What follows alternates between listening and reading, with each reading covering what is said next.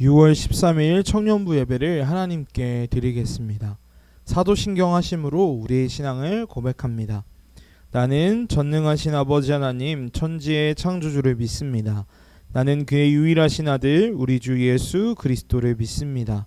그는 성령으로 잉태되어 동정녀 마리아에게서 나시고 본디오 빌라도에게 고난을 받아 십자가에 못 박혀 죽으시고 장사된 지 사흘 만에 죽은 자 가운데서 다시 살아나셨으며 하늘에 오르시어 전능하신 아버지 하나님 우편에 앉아 계시다가 거기로부터 살아있는 자와 죽은 자를 심판하러 오십니다. 나는 성령을 믿으며 거룩한 공교회와 성도의 교제와 죄를 용서받는 것과 몸의 부활과 영생을 믿습니다. 아멘. 함께 찬양하시겠습니다.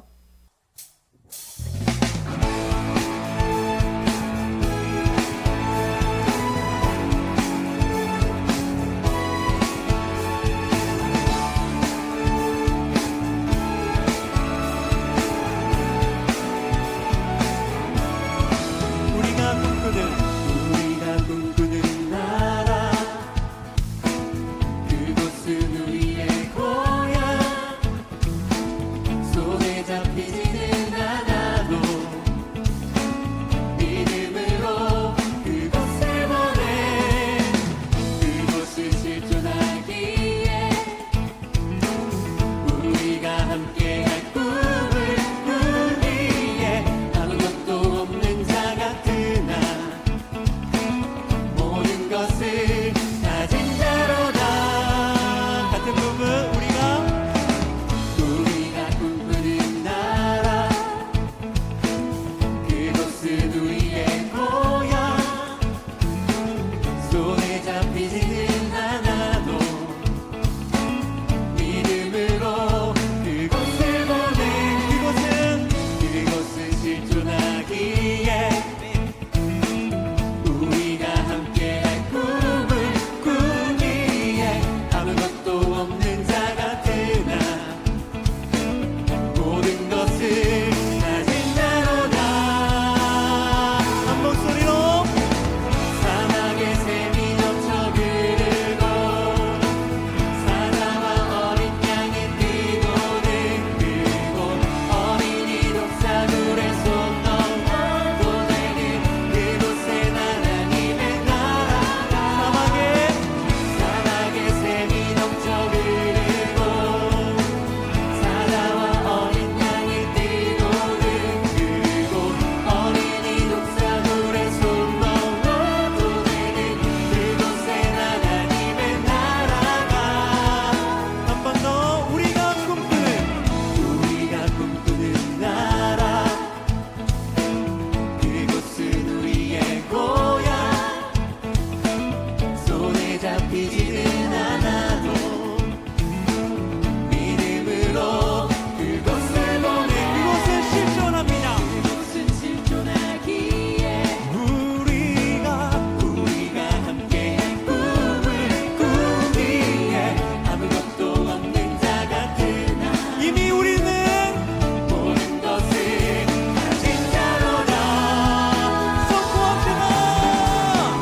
사막의 샘이 넘쳐 흐르고 사자와 어린 양이 뛰노는 그곳 어린이 독사들의 손 넘어도 되는 그곳에 하나님의 나라가 사막의 샘이 넘쳐 흐르고 사자와 어린 양이 뛰노는 그곳 어린이 독사들의 손 넘어도 되는 그곳에 하나님의 나라가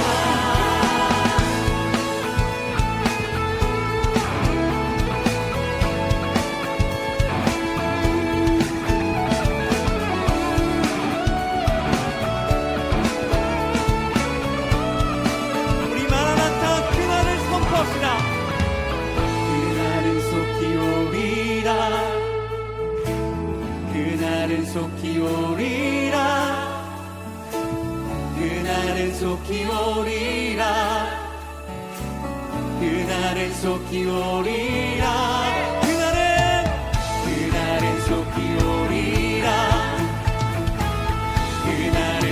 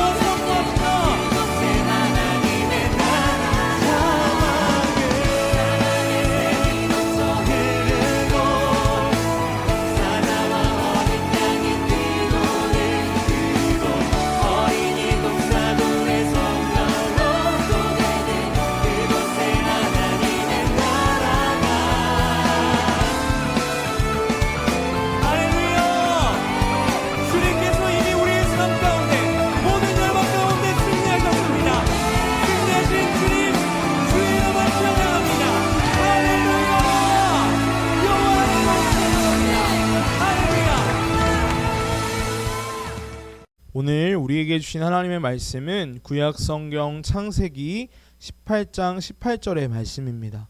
구약성경 창세기 18장 18절의 말씀을 우리 한 목소리로 읽겠습니다. 시작. 아브라함은 강대한 나라가 되고 천하 만민은 그로 말미암아 복을 받게 될 것이 아니냐. 아멘. 함께 찬양하시면서 준비하신 예물 하나님께 드리겠습니다.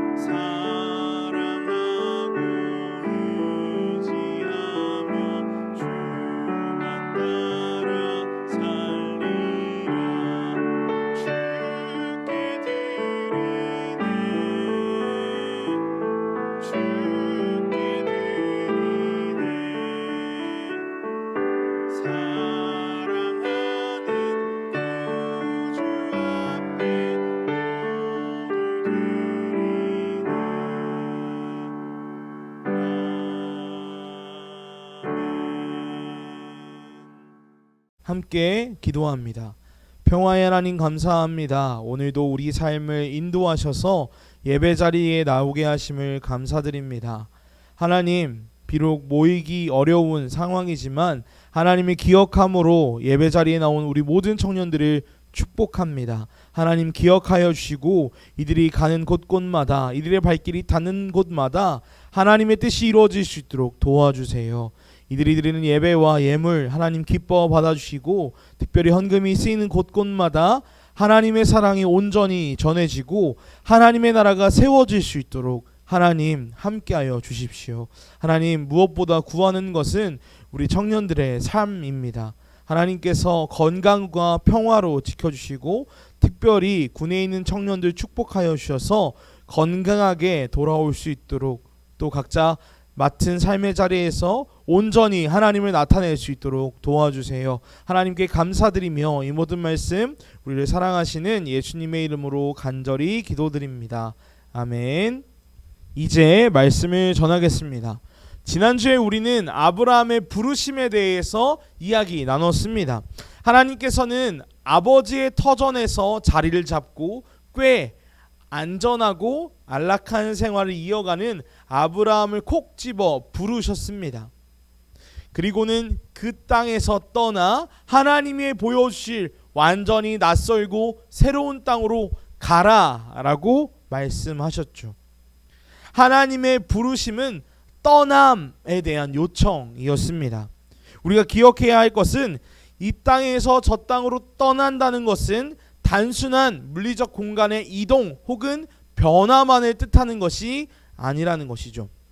안전이 보장되지 않는 낯선 땅으로의 이동은 취약해짐을 뜻하는 것이고요. 동시에 이전과는 전혀 다른 새로운 삶이 시작된다라고 이해할 수 있습니다.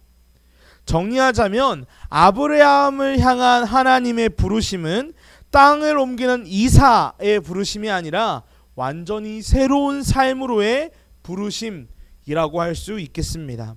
창세기 12장은 분명 아브라함에게 복 주시려고 하나님이 부르셨다라고 말하고 있습니다.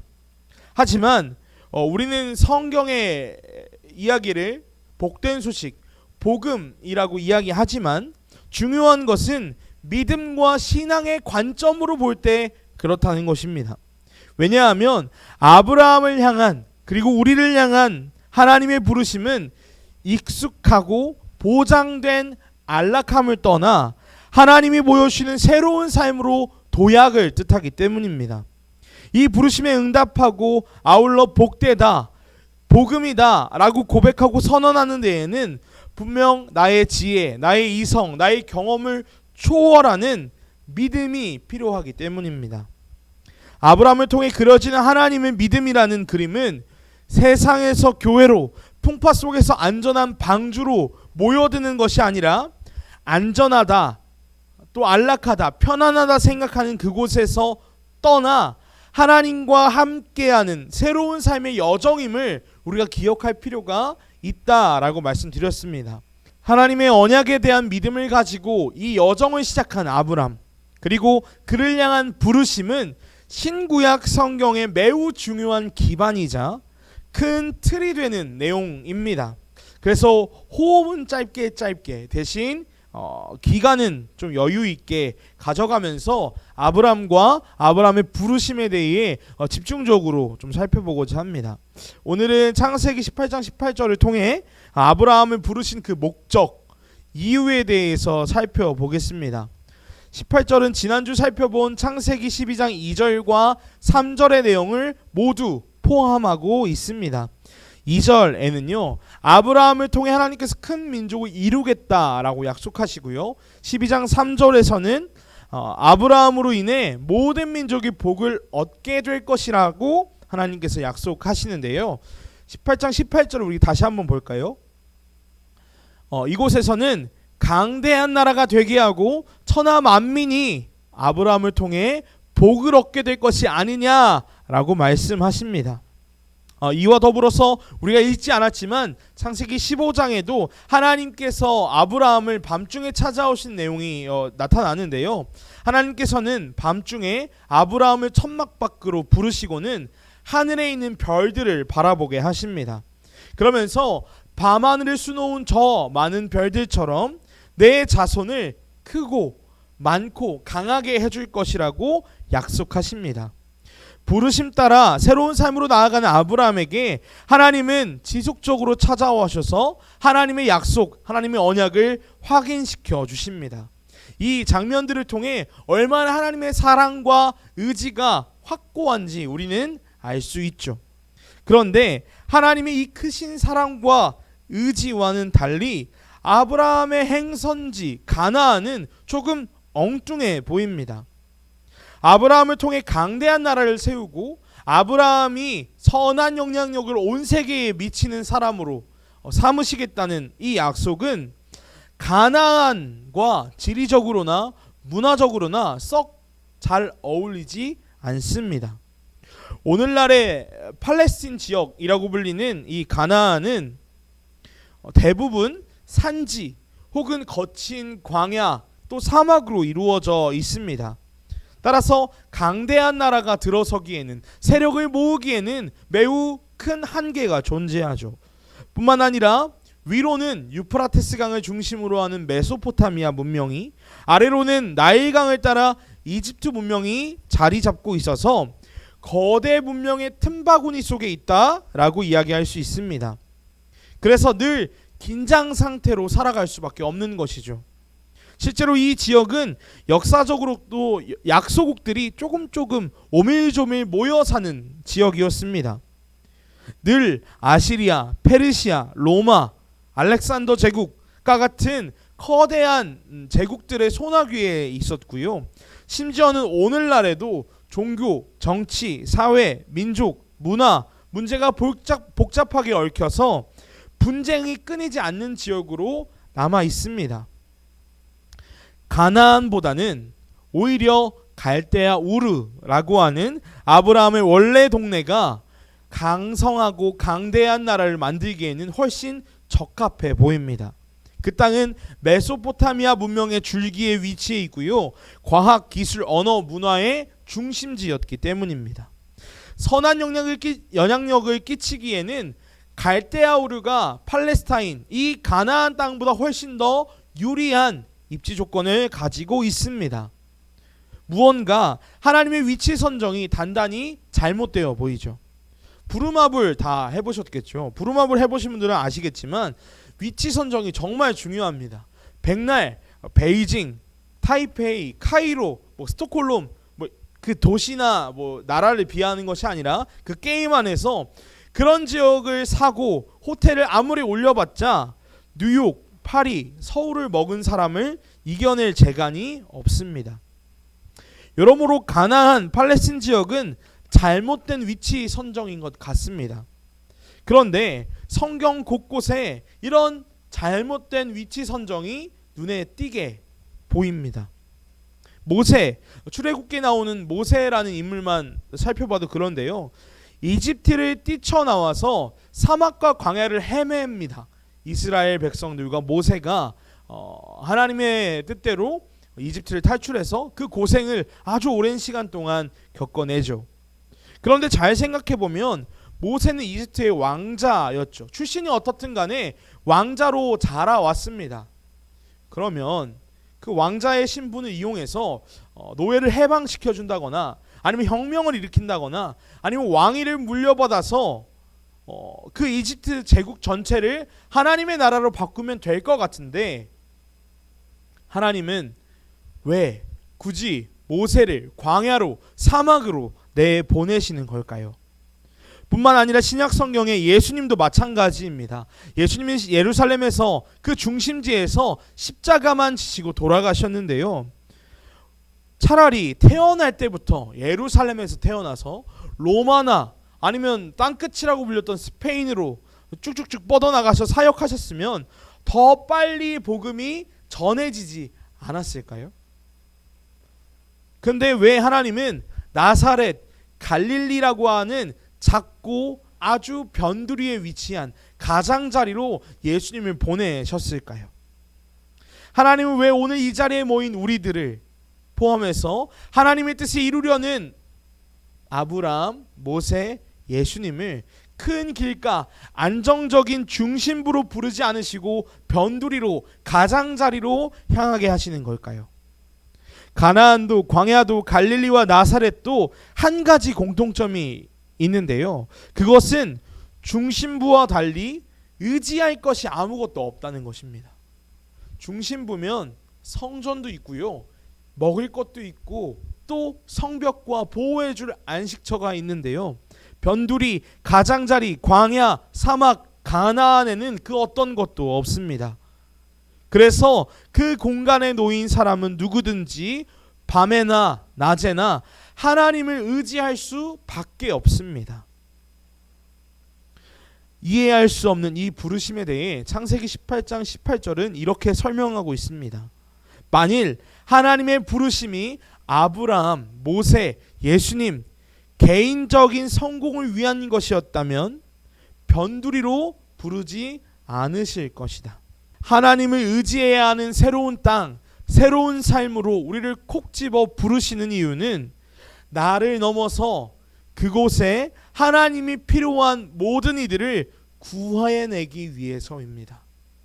나의 경험, 나의 이성, 나의 지혜를 초월해서 하나님만 의지하며 그 땅에서 새롭게 펼쳐질 나의 삶을 통해 다른 이들을 구원하기 위해 우리를 변두리, 가장자리로 보내신다고 창세기 18장 18절은 설명하고 있는 것이죠.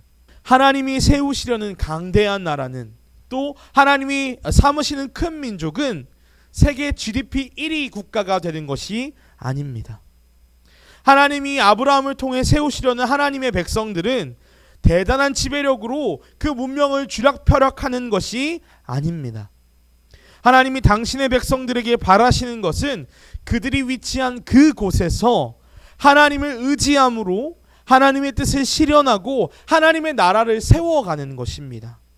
하나님은 아브라함을, 그리고 오늘 우리 청년부 공동체를 하나님의 뜻을 이뤄나가는, 하나님의 뜻을 세상에 나타내는 하나님 나라의 국가대표팀으로 부르신 것입니다. 국가주의, 전체주의가 세련된 개념은 아니지만 성경이 말하는 하나님의 동일한 부르심은 세상을 구원할 팀으로 하나님의 백성들을 부르셨다는 것입니다. 가나안, 광야, 갈릴리, 나사렛 같은 우리의 일상 속에서 하나님의 형상으로 살아가며 하나님을 닮은 존재로 그곳에서 만나는 이웃들을 긍휼히 여기라고, 이웃의 고통과 슬픔에 공감하고 참여하라고 우리를 새로운 삶으로 부르신 것입니다. 웃는 자들과 함께 웃고 우는 자들과 함께 울라는 이 명료하지만 깊이 있는 삶으로 하나님께서 우리를 초대하신 것입니다. 우리를 통해 하나님이 모두에게 부여하신 자유와 평화를 온전히 누리게 하시려고, 이 땅에서 하나님 나라를 경험하게 하시려고 우리 한 사람 한 사람을 이 시간 부르신 것이죠. 사랑하는 여러분, 하나님은 저와 여러분을 새로운 땅으로, 새로운 삶으로 초대하고 계십니다. 내 구원, 내 천국, 나의 죄의 문제, 나의 성공도 분명 중요합니다. 여러분과 제가 중요하게 여기는 건 모두 하나님께서 분명 중요하게 여기실 것입니다. 내가 염려하고 걱정하는 것 하나님께서 분명 책임져 주실 것입니다. 그러나 하나님은 아브라함을 오늘 팀으로 부르셨습니다. 이 땅을 섬기고 온 세상을 섬길 팀원이 되라고 말씀하셨죠. 하나님 나라의 국가대표팀으로 부르신 것입니다. 이 팀이 구체적으로 무엇을 하는 팀인지는, 어떤 것을 실천해야 하는지는 다음 주에 이야기하도록 하겠습니다. 다만 오늘 우리가 기억해야 할 것은, 세상을 위한 팀으로 부름받은 우리는 이 부르심에 응답하기 위해 우리가 가진 것들과 이별해야 할 필요가 있다는 것입니다. 사람마다 다 다르겠지만 공통적으로는 아브라함이 이별했던 것과 같은 것을 우리도 경험해야 합니다. 우선은 하나님의 뜻을 깨닫고 하나님 뜻에 집중할 공간이 필요합니다. 예배와 기도, 사람들과의 만남, 그리고 나눔이 그 공간이 되겠죠. 그리고 그 공간에는 당연히 나의 시간이 들여져야 합니다. 공간과 시간은 무한대가 아니기 때문이죠. 따라서 분명 우리는 나의 것을 포기해야 하는 지점이 존재합니다. 아브라함이 그랬듯 우리가 이별해야 하는 것들 역시 우리 삶 깊숙한 곳과 연관되어 있어서 우리의 안정감과 우리의 안락함을 뒤흔들 수도 있습니다. 어쩌면 우리의 현재 혹은 미래를 담보하는 어떤 것일 수 있겠죠. 귀찮고 두렵고 불안할 것입니다. 아브라함이 그때 그랬듯 말이죠. 같은 청년 그리스도인으로서 우리 청년들의 사정을 모르지 않습니다. 여러분의 환경과 여러분의 상황을 전부 다 알 수 없지만 여러분이 겪는 갈등과 고민, 저 역시 가지고 있기 때문에 충분히 공감할 수 있습니다. 그러나 하나님의 부르심에 응답하기 위해서는 우리가 이별해야 하고 떠나야 하고 뒤로해야 할 것들이 분명히 존재한다는 것입니다.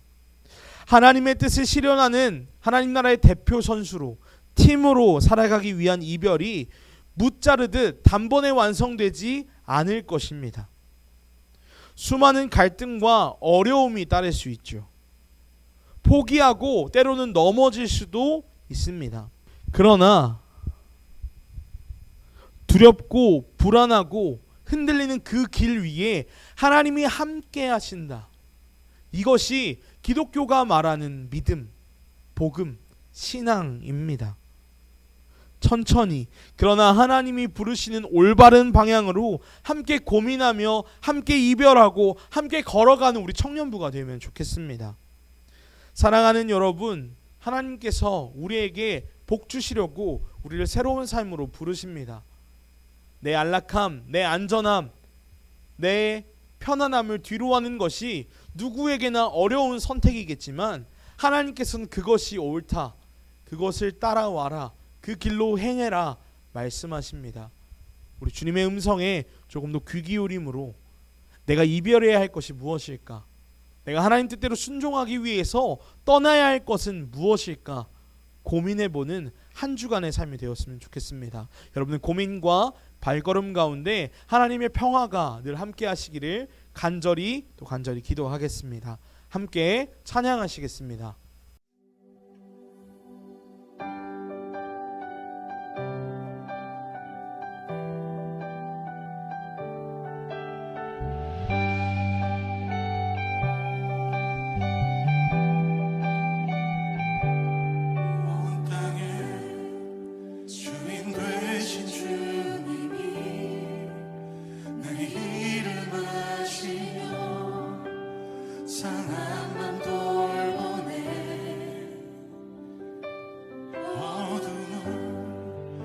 계시는 새벽별 방황하는 내 맘 주의 길 비추시네